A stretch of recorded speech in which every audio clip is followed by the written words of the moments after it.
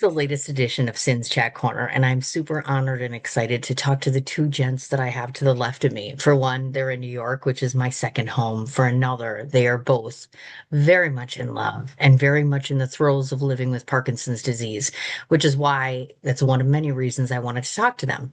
I'm going to let them introduce themselves first before we start. Gentlemen? I'm Robert Monegan, filmmaker, director, writer, artist. I'm Thaddeus, Mark, Mark Thaddeus. This is my husband, Mark Thaddeus Williams, music composer, and every day battling for the last 20 plus years with Parkinson's disease. Thank you so much for that. I'd like to start off asking Thaddeus a question. Um, You've got a bunch of different titles, which are really impressive. Former choir director, artist, husband, battling a disease. What I'd like to ask you is, of all the things you've done professionally, what's the one thing that you are most proud of right now? You hear that?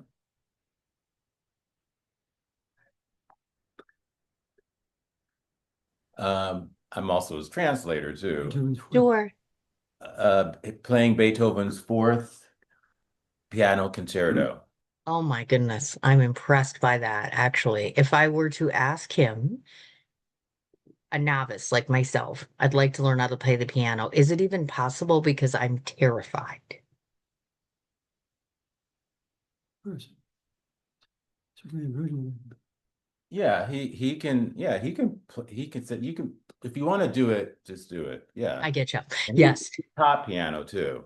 Oh, yes. As a matter of fact, I saw the note about studio, or excuse me, I saw the note about piano lessons, as a matter of fact, a long time ago. Do you still get a chance to play the piano at all at this point? Yes, I have it. Yeah.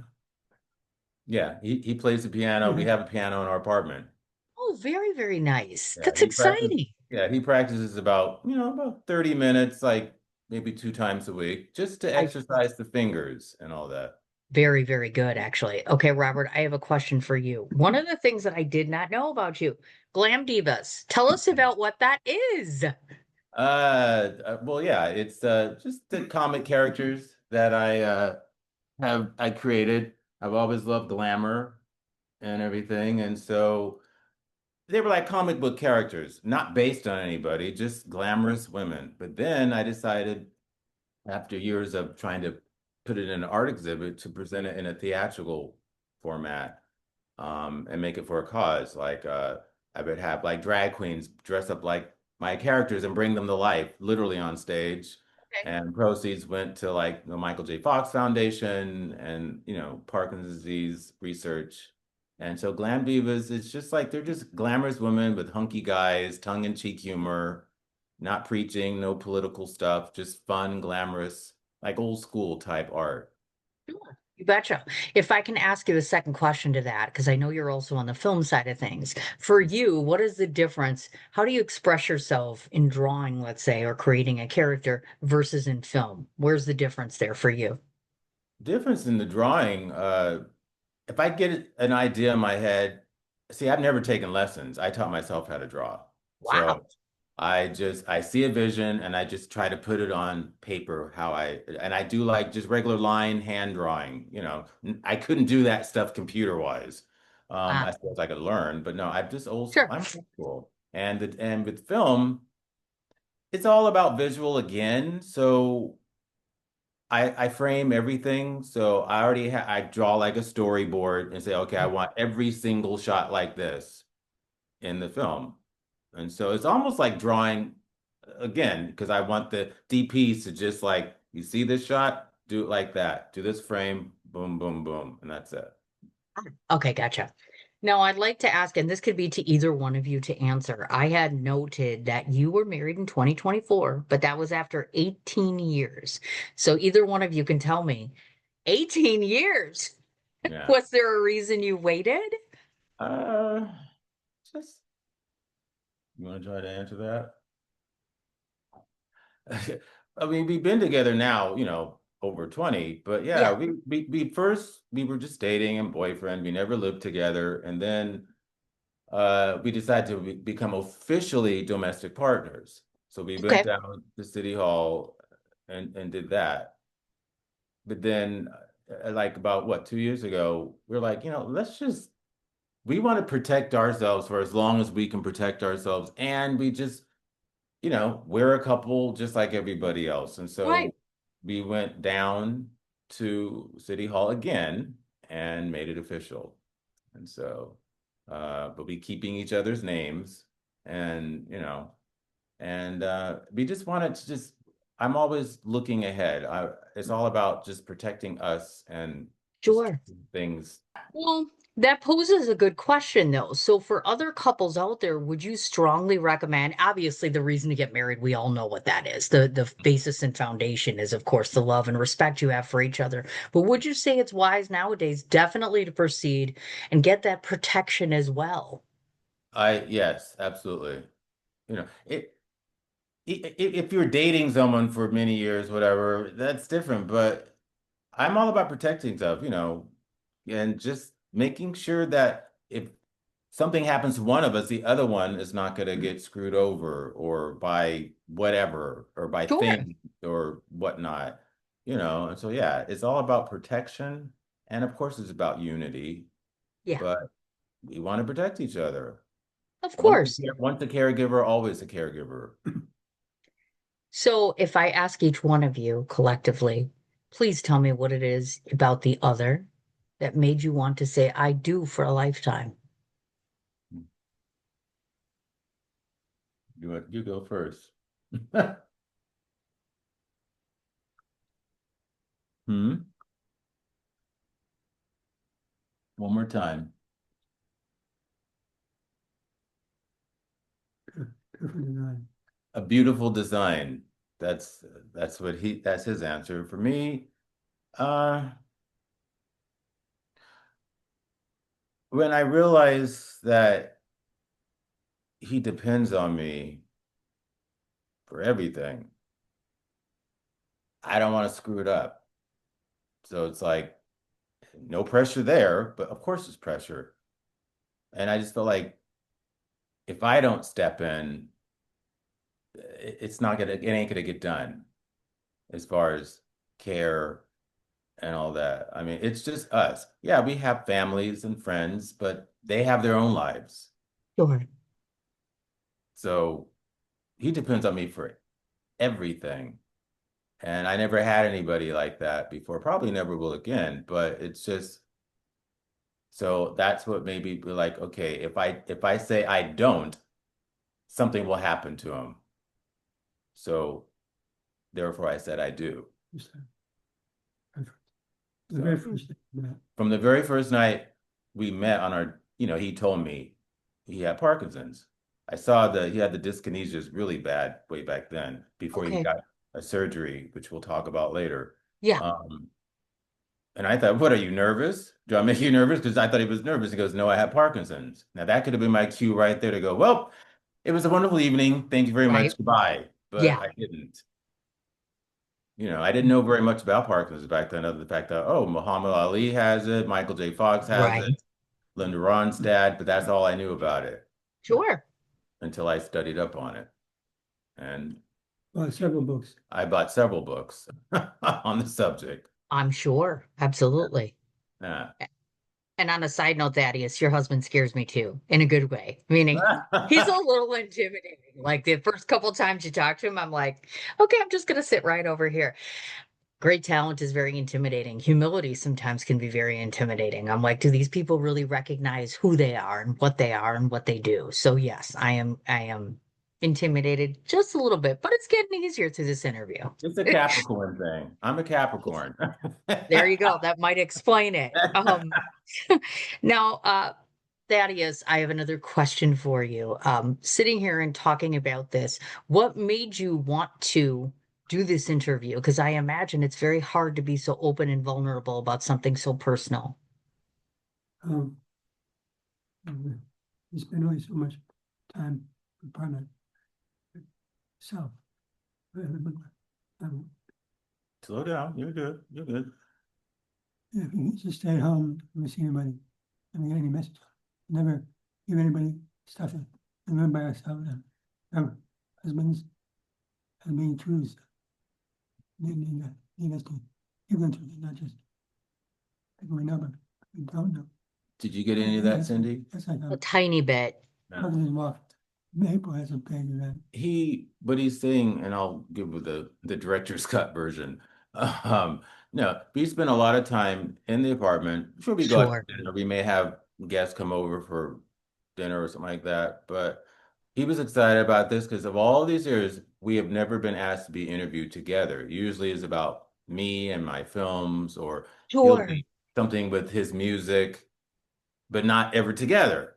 And so I was Yeah. like, of course we're gonna do this. So, and he was looking forward to it more than I was. So, Oh, look at that. yeah. Thank you. I appreciate that. That's very, very sweet. And of course, I think there's never enough attention given to the disease itself, or talking about how to manage it, or technologies that are coming out about it. So, of course, I felt very strongly about it. I want to ask about something I came across online. You two had done a event together creatively, correct? Yes, How long ago was that? 2017. Yeah, I had to think about it. I'm looking at the Okay. poster going, what's the year on the poster? Yeah, we combine because he's a graphic artist as well. And Nice. yeah, and of course you've seen my illustrations I with have. Divas. So we decided to collaborate and do my art, his art in his hometown, upstate New York, at this fabulous gay bar. I'm going to give them a shout out, Bachelor Forum. It's the best gay bar in Rochester, Really? and they love us. You missed it. Yeah. It's your time. Yeah. Rochester. Yeah, Rochester is his hometown. Nice. Very nice. And so they love us there at this bar, and they have art exhibits, in the bar and display. So Yeah. they've been showing some of my films there. So I said, okay, we'll do an exhibit there, and they had our stuff up for like a month and a half, and we sold some pieces, and of course, the proceeds went to the Michael J. Fox Foundation. Yes. Very, So, very nice. Thaddeus, if I were to ask you if you could do a graphic design today on paper to show what Parkinson's looks like, what would that look like to you? Cyclone. Okay, the garbage, caught that stuff, circling. a cyclone with all kinds of Yeah. garbage, certainly. Floods that are happening around the world, the unhappiness that people are causing each other. You need to work at things. Parkinson's. I have problems talking because it's controlled by vocal cords. Yes. You do put your foot better trouble. You listen and understand. Robert would translate to everybody too. I have a problem. Yeah. So I translate a lot, but sometimes I don't even understand. I'm sitting right next to him and I'm like, what? Right. What? Right. And I mean, he has like one of those what do you call it? Those voice amplifier things, which you hear more squeaking from the walkie-talkie, when you turn the volume up, then you Sure. actually hear his voice. So it's Right. like that's not really helping. Yeah, I bet not. So, Gosh. but no, he's a good graphic design. I mean, he does things on computers. He's more tech savvy than I am. I can't be bothered. Um, I mean, all the graphic stuff. And if you go to some of his stuff, some of our collaboration stuff is on YouTube as well. Good. Nice. Yeah, if you go under thadrow.com or .net, I think it's thadrow, will pop up. Okay. So, I gotcha. yeah. Okay. Robert, I have a question for you as far as I want to talk a bit about your mom because I found out she was the first Black school teacher in your hometown. How exciting is that? Yeah. My mom, it's funny. For her, it was work. She wanted a job. It was back in 1956, fresh out of college. And, she knew she wanted to be a teacher ever since she was like 5.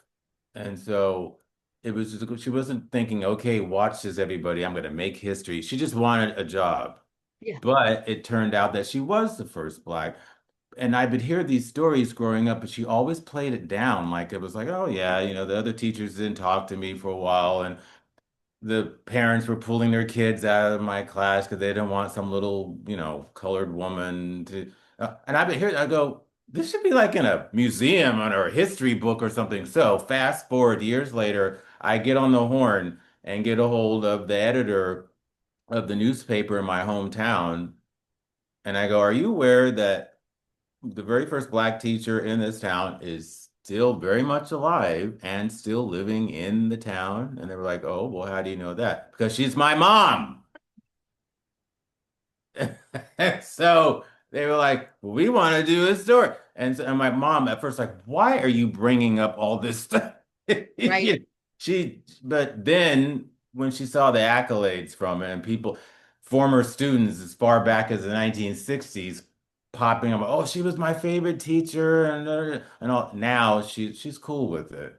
Yeah. And she's in the local museum where, she has an exhibit of, she had the original telegram telling her she got the job, which I had never seen it before. It was Oh, in a shoebox.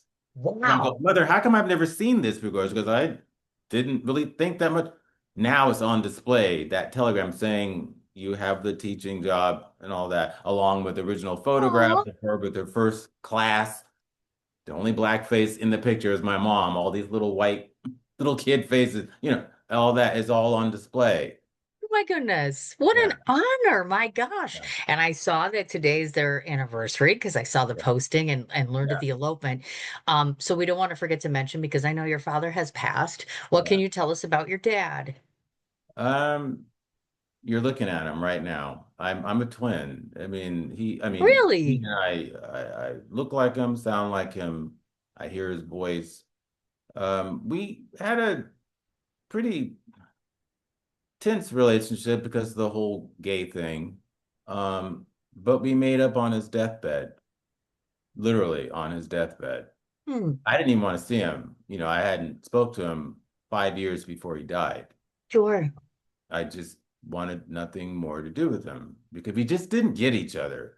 Um, I was being pressured by everybody, including this one, to go and see him before he died. And I'm just like, no, no, I have nothing to say to him. No, no, no, no, no.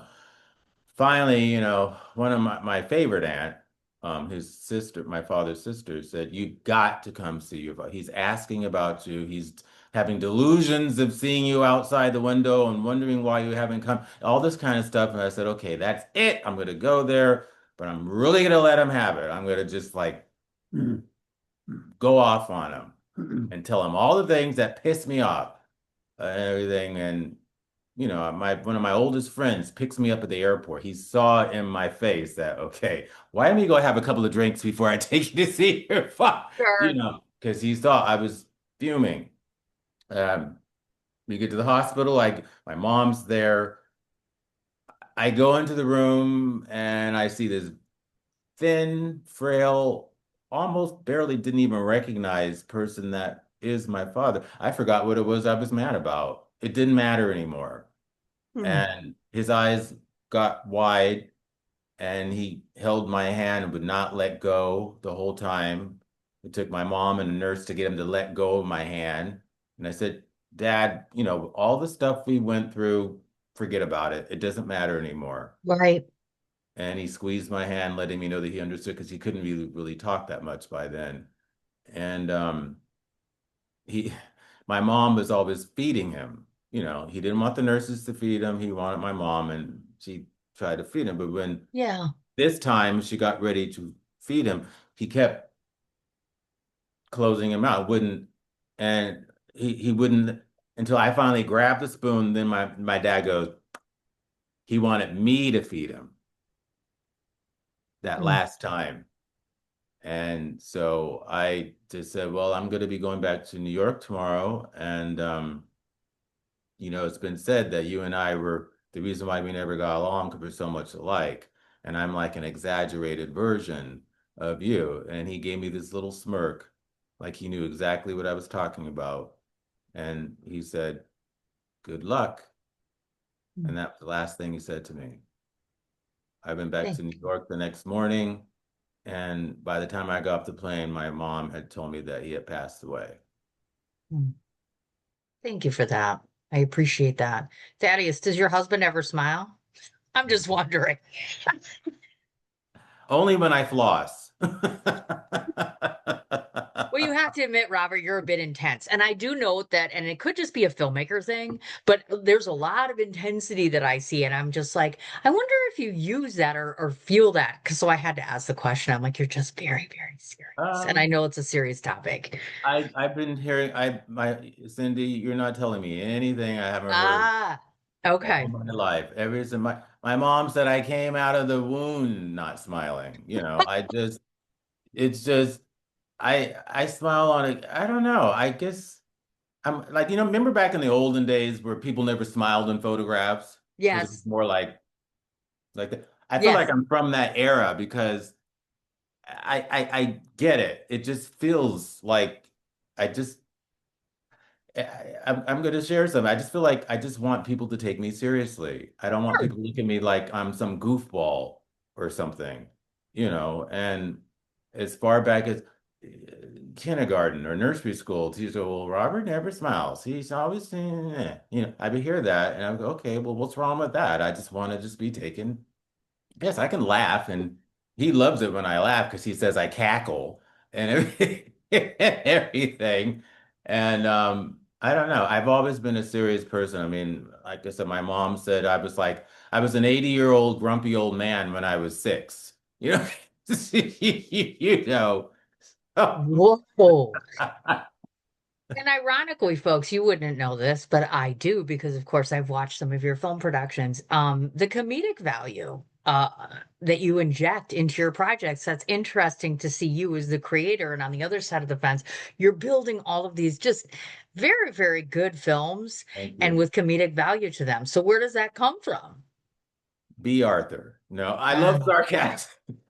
I love dry wit.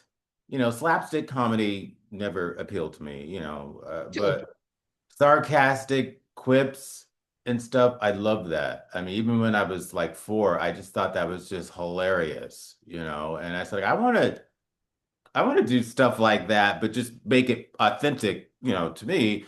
And I've been accused of being sarcastic and whatever, and I love that kind of humor. It's just, and so I try to put that.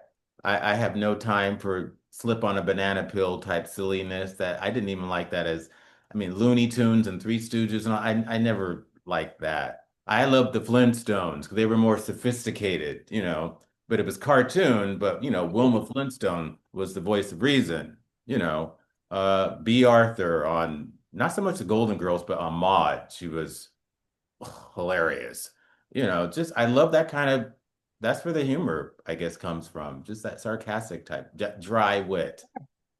Now, is it possible, or have you done this already? Has Thaddeus been in any of your productions, or Yeah. would he? Yeah, I give him cameos and what you've been in like 3 of them. But he's in my current film, Boom. Right. Also, he was in the film I did, The Eyes of the World. Um, yeah, I try to put him in his cameos and all that. Yeah. And do you enjoy that, Thaddeus? Is that something that you enjoy being in part of the film world? Very much. Hmm. So, really have like the family said, Mr. Bishop. Yeah, his family recognizes him and some of the films go, oh, there he is, that kind Aw, of, so how yeah. nice is that? My gosh. Okay.